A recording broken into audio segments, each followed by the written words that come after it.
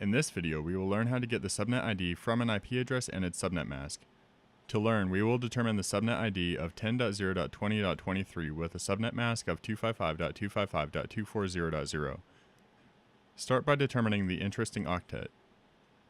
This is the octet with the first 0. Here it is the third octet, as it is the first one that is not 255.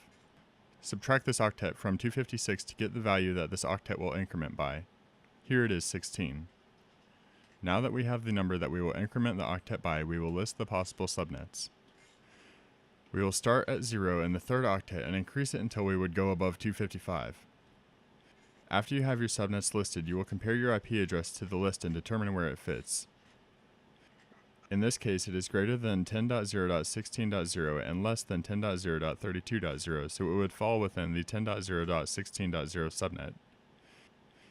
In real life, you would most likely stop listing subnet IDs once you realize your IP address falls between the current and the next one.